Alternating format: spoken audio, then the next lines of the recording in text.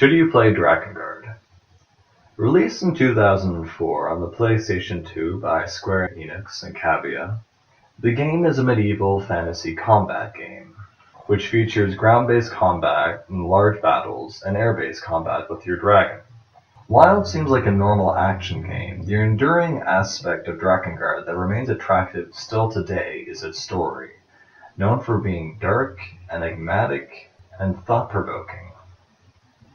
Due to its tendency to look into human nature and to drive out the dark taboos that reside within. Story. At the beginning of the story, you play as a man named Kaim, who is a knight for the Union, which is at war with a giant empire, run by a secret religious cult called the Cult of the Watchers. At the beginning of the game, Kaim is mortally wounded as he fights his way to protect his sister Furii inside a castle, where he meets a chained-up dragon. The dragon, being tortured and upon the brink of death, realizes that the only way to save both of their lives is to form a pact. In doing so, they are bound to each other, and if one of them dies, then the other also dies. However, in this process, Kaim loses the ability to speak as a result of the pact. This allows you to assume Kaim's mental state, so that you can better reflect on the characters and events occurring around him, as if it were your own personal experience. Kaim's job is to defend his sister Furii, who is a goddess. The goddess of the world protects seals, and she herself is a seal. The seals of the world are these nondescript signs or runes that once all are destroyed, the world will come to complete destruction, which is what the Empire is apparently after. Along with Furii's fiancée Inuart and the leader of the Union Verdile, Kaim now sends off on an adventure to defend the Union and bring an end to the onslaught of the evil Empire. Throughout the story, it talks about the consequences of love and war brought to their extremes, and ultimately result in tragedy. This is best portrayed through Inuart's character. Inuart, madly in love with Furii, the goddess, only wishes to protect her in every way possible. However, he is so madly in love with her, and amongst the catalysts of jealousy and selfishness, he becomes more concerned with controlling, isolating her, rather than making her happy or doing what's best for her in an attempt to protect what he desires most. Along the journey, you also acquire 3 followers that you can also use during battle. One is a priest, named Leonard, another is an elf named Ariok, and the third is a child called Siri. Each character represents an effect of war, and how it is portrayed through them. Leonard's brothers were killed by the Empire, and in an attempt to kill himself, he fails only to live on in regret, focusing on the guilt of killing others. Ariok is a woman whose children were killed by the Empire. She now only sees beauty in destruction and constantly seeks out the ruination of innocence in all things, thinking that it is beautiful and the only thing that makes her feel alive.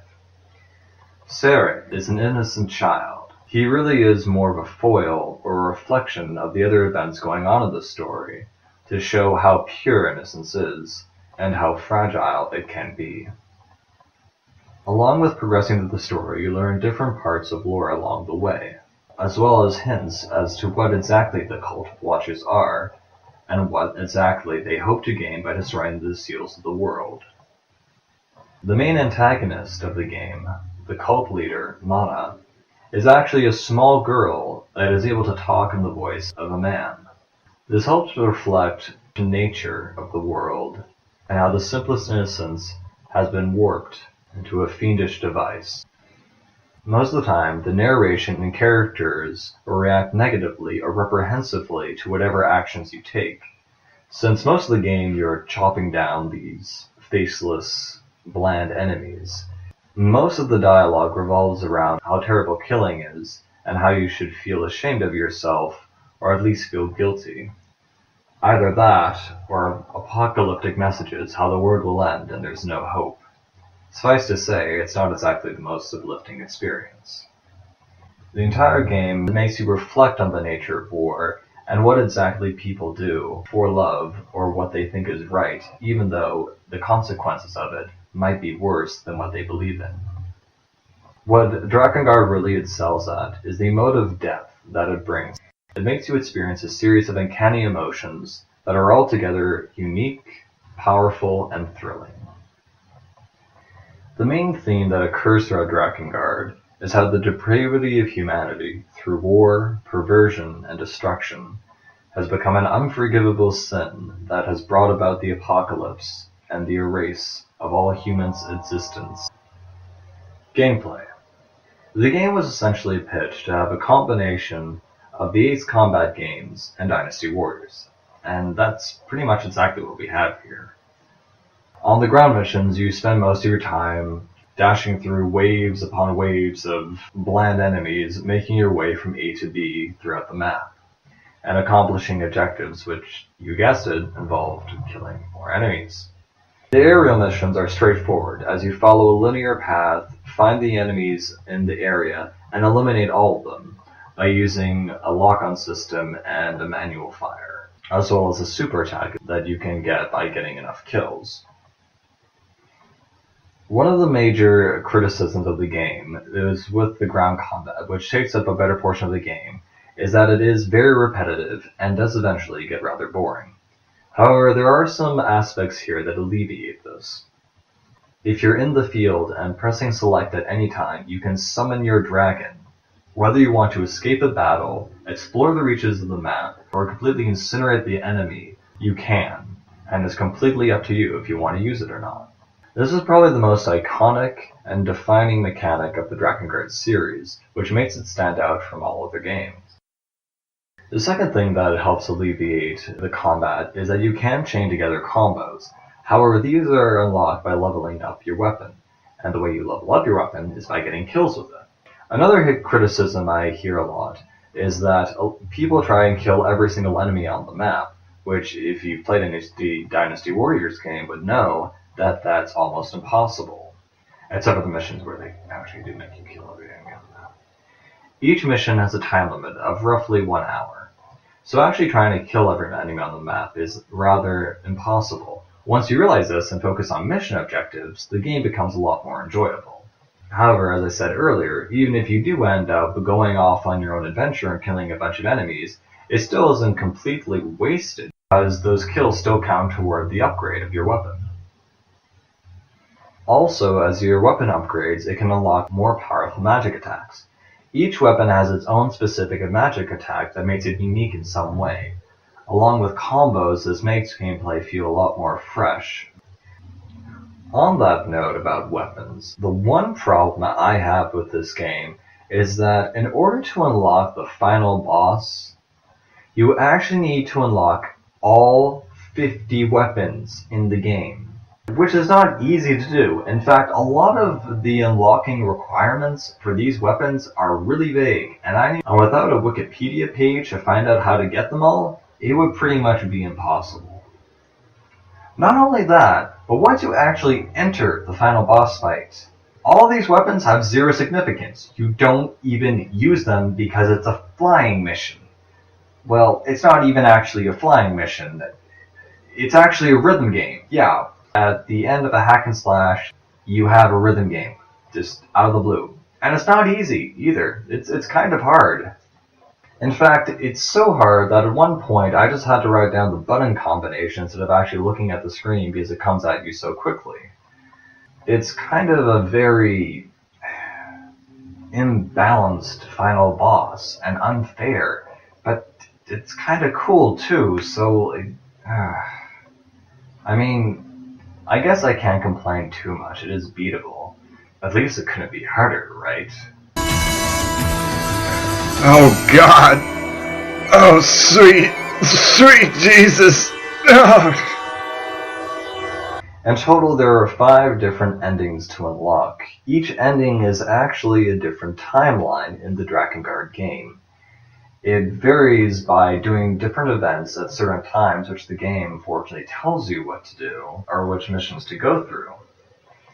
It shows you how things could have developed differently if you had done different actions, fleshing out other aspects of the lore of the world and developing different characters and getting to learn more about them.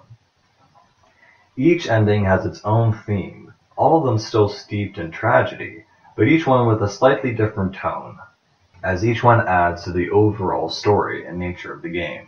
The last ending to this game is actually a precursor to the game Nier, one of my favorite games of all time, and honestly the reason I'm even playing Drakengard now.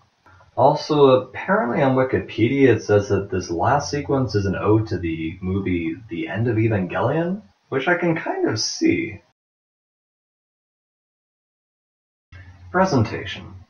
Graphically, Drakengard is dated. Its enemies and environments are particularly bland and rather boring to look at, but overall it's tolerable. Where it makes up, though, is its cinematic cutscenes, which are still rather impressive. The voice acting ranges from... Don't give me that face, Kaim. I can see the scorn in your eyes. You would sacrifice your own sister in the service of revenge! fairly good to... Mana! Mana! Answer if you can hear me! It's me, Sere! Sere, please take care. Enemies may still lie in wait.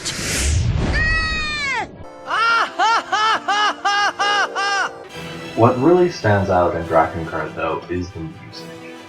It is unlike anything I've heard in the game, or for that matter, anywhere. The game takes several pieces of classically dissonant music and remixes them to sound more stressful as it umps the tempo.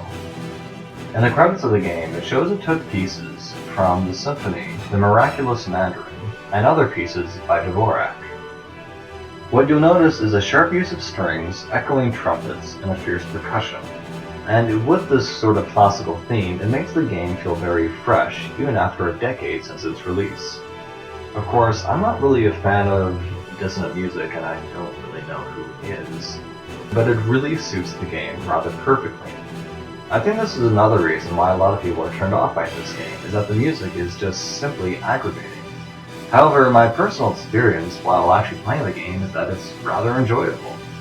When you start a level, you're usually put off by the obnoxious music and unpleasant sounds, but eventually as I started playing the game, it kind of fit the tempo of the fighting style and I got really into it, and it just works.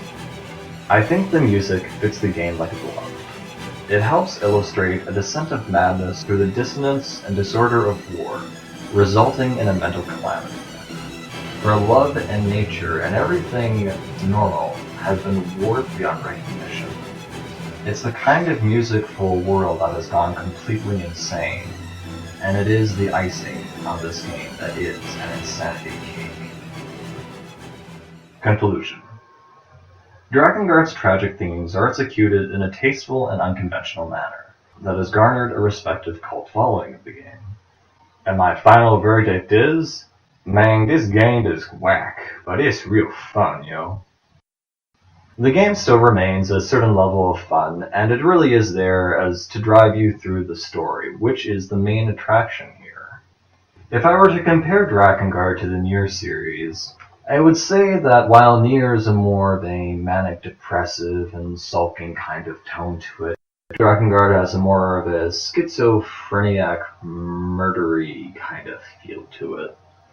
If you like Nier, End of Evangelion, or just stories in general that dig up really dirty taboos and flesh out the dark, depraved nature of human beings, then you're probably going to like this. Thank you for watching.